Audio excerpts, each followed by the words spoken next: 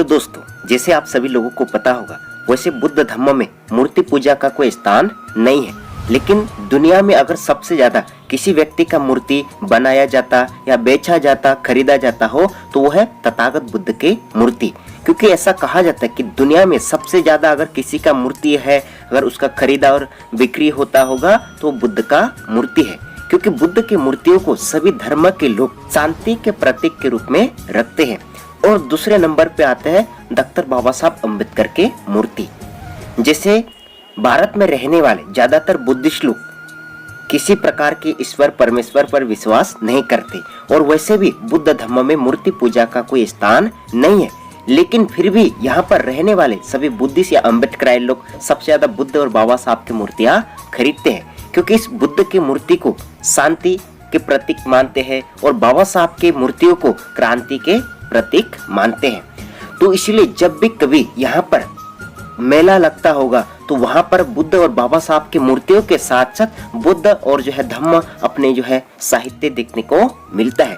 क्योंकि मूर्तियों के माध्यम से इन लोगों को प्रेरणा मिलता है। मूर्ति ये बुद्ध का या बाबा साहब का प्रेरणा का प्रतीक। इन सभी पुस्तकों के माध्यम से ये बुद्ध और बाबा साहब के ज्ञान और उनके जो है विचारों के बारे में पता चलता है। वैसे तो तथागत बुद्ध ने कभी किसी को मुक्त करने का आश्वासन नहीं दी, क्योंकि तथागत बुद्ध ने ये बताए थे कि मैं मार्गदाता हूँ, मोक्षदाता नहीं। अगर कोई व्यक्ति अपने दुखों से मुक्ति पाना चाहता है तो उन्हें धम्म और शीलों के मार्ग पर चलना होगा, तब जाकर उसको मुक्ति मिल सकता है। और बाबा साहब अम्बेडकर ने भी दुनिया को यही संदेश दिया है कि अगर किसी को अपने जीवन में मुक्त होना है, आगे बढ़ना है या किसी समाज को आगे बढ़ाना है तो उसको शिक्षित बनना पड़ेगा। तो शिक्षित ऐसे बनना है कि जो तर्क और विज्ञान पर आधारित ऐसा ज्ञान उन्हें मिले ताकि सभी लोग मानसिक गुलामी से मुक्त हो।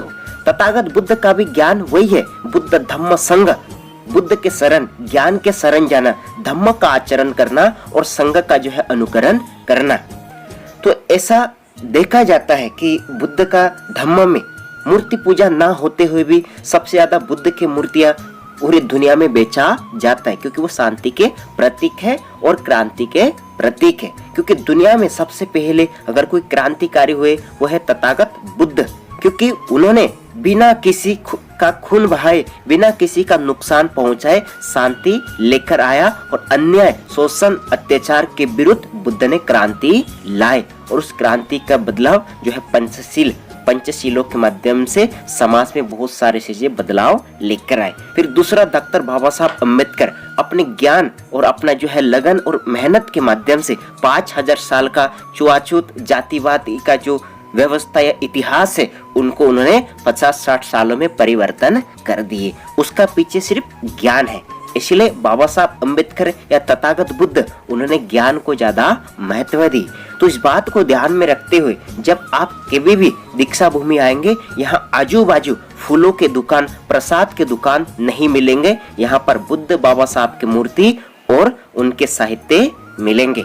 बहुत बहुत धन्यवाद।